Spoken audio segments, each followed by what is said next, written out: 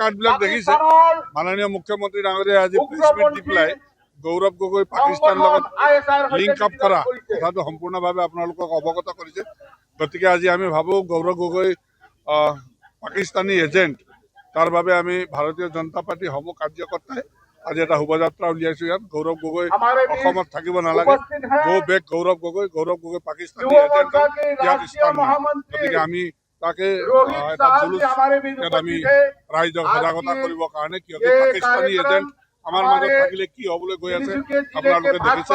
তেনেকুৱা এজেণ্ট আমাৰ মাজতে থাকি এখন সংসদ হৈ পেলাই সংসদৰ পৰিবাৰ আজি চিটিজেনশ্বিপ লোৱা নাই ভাৰতবৰ্ষৰ। আপোনালোকে চব তেনেকুৱা মানুহ এজনে আজি মুখ্যমন্ত্ৰীৰ সপোন দেখিছে। গতিকে গৌৰৱ গগৈক আমি ধিক্কাৰ দিছোঁ। গৌৰৱ গগৈ ডাঙৰীয়া অসমৰ এজেণ্ট হৈ পেলাই পাকিস্তানক সহায় কৰি আছে। গতিকে তাৰ বাবে আমি আজি এই শোভাযাত্ৰা ইয়াত উলিয়াইছোঁ। কংগ্ৰেছৰ সভাপতি গৌৰৱ গগৈ দেশদ্ৰোহী হিচাপে প্ৰতিপন্ন হৈছে। SIT প্ৰতিবেদন ওলাইছে আৰু তেখেতক আমি তৎকালে গ্ৰেপ্তাৰ কৰিবলৈ আমি দাবী জনাইছোঁ। গৌৰৱ গগৈৰ দৰে আমাক বিষাক্ত প্ৰাণী আমাক দৰকাৰ নাই এই অসমত। আৰু তেখেতে আমাক লজ্জাত পেলাইছে, অসমবাসীক লজ্জাত পেলাইছে। আৰু কংগ্ৰেছৰ দৰে এটা দলত থাকি সভাপতিজনক যি কাৰুকাৰ্য, আমাৰ যি পাকিস্তানী প্ৰেমী, এই পাকিস্তানী প্ৰেমী গৌৰৱ গগৈক তৎকালে গ্ৰেপ্তাৰ কৰিবলৈ আমি দাবী জনাইছোঁ।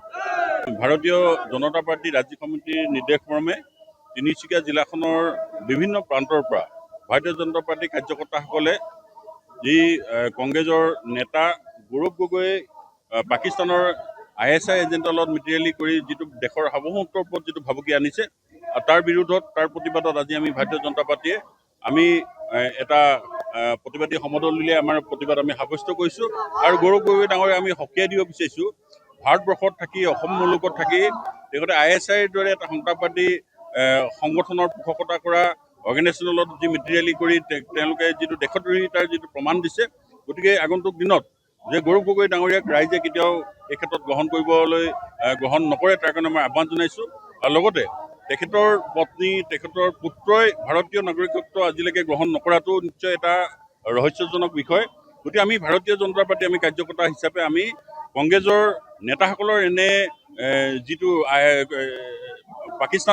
পাকিস্তানৰ প্ৰতি যিটো তেওঁলোকৰ দৰদ, গতিকে এই দৰদক আমি তীব্ৰ ভাষাৰে আমি নিন্দা জনাইছোঁ।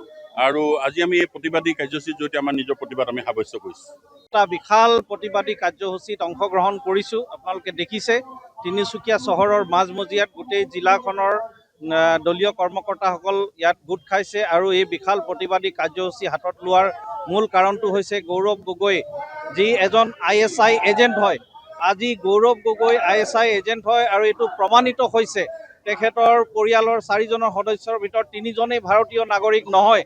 তেনেস্থলত তেওঁলোকে যি ধৰণে অসমত সোমাই মেলি ৰাজনৈতিকভাৱে আমাৰ গোটেই অসমৰ পৰিৱেশ নষ্ট কৰিবলৈ চেষ্টা কৰিছে, আমাৰ সত্ৰত, আমাৰ মন্দিৰত গৈছে, আমি যিটো কোনো পধ্যে সহ্য কৰিব নোৱাৰোঁ। তাৰ বাবে আমি এই প্ৰতিবাদী কাৰ্যসূচী হাতত লৈছোঁ। আমি লগতে ডিমাণ্ড ৰাখিছোঁ যে গৌৰৱ গগৈক অতি শীঘ্ৰে এৰেষ্ট কৰিব লাগে, কাৰণ তেখেত এজন পাকিস্তানী এজেণ্ট হয়। আৰু পাকিস্তানী এজেণ্ট এজনক আমি ইমান মুকলিকৈ বিচৰণ কৰি ৰাজনীতি কৰিবলৈ অসমত আমি কেতিয়াও কৰিবলৈ দিব নোৱাৰোঁ।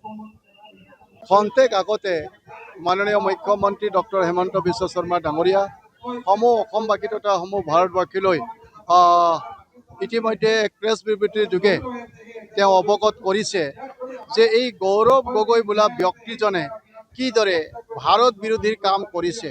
তেওঁ পাকিস্তানলৈ গৈ পেলাই কেনেধৰণৰ পাকিস্তানৰ চৰকাৰৰ লগত মিলি পেলাই আমাৰ ভাৰতবৰ্ষখনক দুৰ্বল কৰাৰ যি প্ৰয়াস কৰিছে, এই কথা প্ৰমাণেৰে সৈতে আজি অসমবাসীকো মাননীয় মুখ্যমন্ত্ৰী ডাঙৰীয়া অৱগত কৰিছে।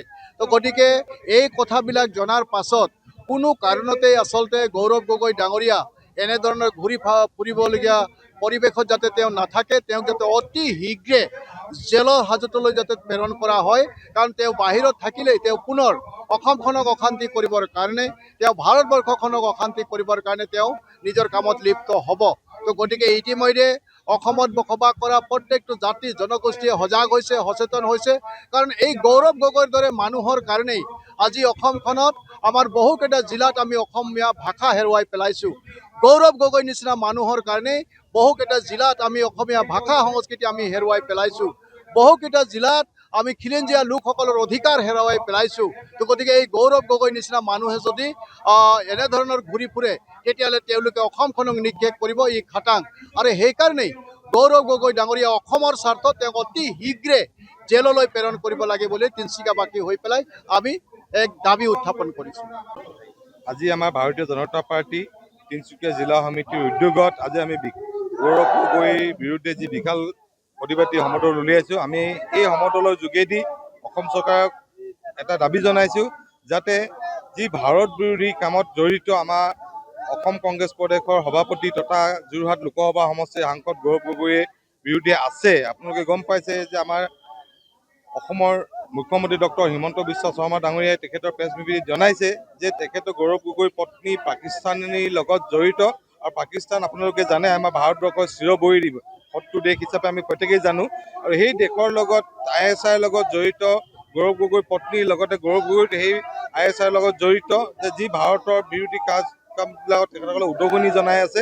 আমাৰ ভিতৰত যি বিভীষণ বুলি কওঁ যে আমাৰ মাজত দেশতেই তেখেতে আমাৰ যি গুপ্তচৰ হিচাপে আমাৰ ভিতৰত কাম কৰি আছে। সেইকাৰণে আমি দাবী জনাইছোঁ ভাৰতীয় জনতা পাৰ্টি তিনিচুকীয়া জিলা সমিতি হৈ যে গৌৰৱ গগৈ ডাঙৰীয়াক আমাৰ যি আইনৰ আদালতৰ যোগেদি তেখেতক জেল হাজতলৈ প্ৰেৰণ কৰক যাতে আমাৰ দেশখন ৰক্ষা পৰে বিদেশী ISIৰ পৰা যাতে আমি মুক্ত হয় আৰু দেশখন এখন শান্তি শৃংখলা হিচাপে আমি বাস কৰিব পাৰোঁ আমাৰ ভাৰতবাসী নাগৰিকে।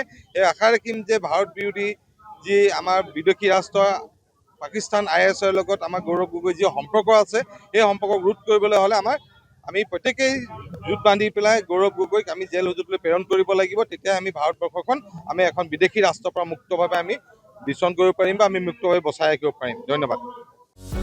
যিকোনো খবৰৰ বাবে যোগাযোগ কৰক আমাৰ এই নম্বৰত 9181 307 221।